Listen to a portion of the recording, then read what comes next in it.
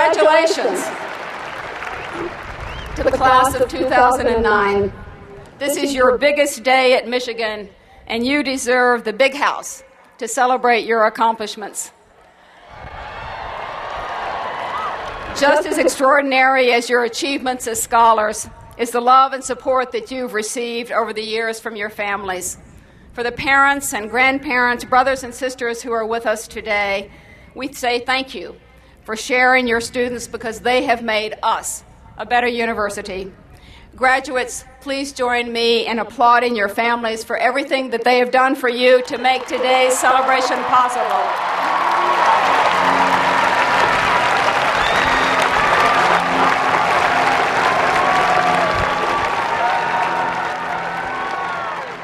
I have been a university president for 14 years and have had the privilege to address thousands of graduates. But I've never sent them into a world as challenged as the climate that you are entering. We all know the headlines.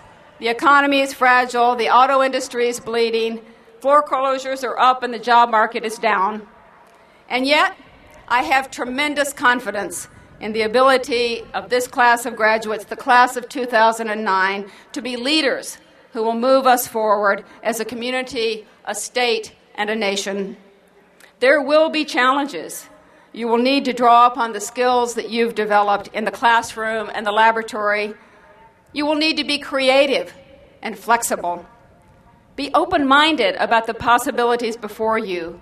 Commit yourself to your responsibilities and demonstrate just how valuable you are. And we know that you enter a stage of your lives with a unique commodity, a degree from the University of Michigan. That tells the world that you understand the importance and value of critical thinking, of creativity, and of problem solving. Your degree also grants you lifetime membership in a global organization that's very powerful, the largest alumni body in the world. You now share a common bond with journalists, the likes of Mike Wallace, public servants such as Mary Frances Berry, and innovators who have transformed our world, people like our speaker today, Larry Page. You may be leaving the university, but the university is not leaving you. Michigan alumni are everywhere in this world, and they are eager to help you grow professionally and personally. Introduce yourself, make connections, and doors will open for you. They always do. An earlier generation of Michigan students left Ann Arbor with their diplomas and joined a society far more troubled than today's world. As Dean McDonald told us earlier, graduates of the Depression faced a fractured world, staggering unemployment, homelessness, and a planet moving uneasily and sometimes violently towards world war. But remarkable people were in those graduating classes, and as they always do, Michigan graduates headed into a world determined to make a difference, and they were not discouraged by temporary detours in their paths to success. Arthur Miller was a member of the class of 1938. He had made quite an impression as a student, winning Hopwood Awards and showing great promise as a writer. He headed to New York and did what he knew best. He wrote a play. It was a play that never saw the lights of a stage. He then went to work at the Brooklyn Navy Yard and also wrote radio scripts. He wrote another play, one that did make it to Broadway, only long enough for critics to tear it apart. But Arthur Miller would go on to become one of the greatest playwrights of the 20th century. Gerald Ford was a member of the class of 1935. When unemployment exceeded 20% and dust storms ravaged Middle America, he too had made a name for himself on campus as a star athlete. Yet, he turned down offers from pro football teams because he wanted to become a graduate student. When he realized that he couldn't afford law school, he took a job coaching football and then boxing, even though he didn't know the first thing about boxing. He built up his savings, applied to law school, and was rejected. He worked as a park ranger, went back to coaching, saved more money, and got into law school on a trial basis.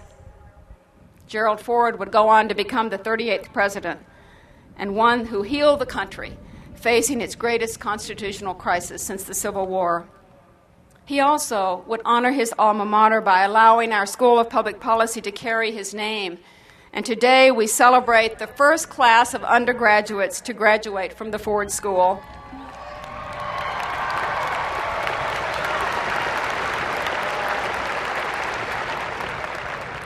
There is the story of yet one more Michigan graduate who faced extraordinary circumstances, only to succeed because of determination, talent, and an eye toward the future. Brian Scott Wilson is a member of the class of 2009. Brian enrolled as a saxophone major, but abandoned his dream of a musical career during his sophomore year. It was then that Brian was diagnosed with an aggressive brain tumor, one that would require extensive and expensive treatment. Brian shifted his intellectual pursuits to aerospace engineering because he enjoyed it and because of the financial stability. In the face of radiation treatments, chemotherapy, and several brain surgeries, Brian remained a full-time Michigan student. He shuttled between doctors here at Michigan and in North Carolina. His family suggested that he take a break, travel, consider doing things that he had always wanted to do. But he made it clear to his family and his doctors that all he wanted in life was to graduate from the University of Michigan. Today, Brian is out there in the audience, and he wears the orange tassel of the College of Engineering as a graduate.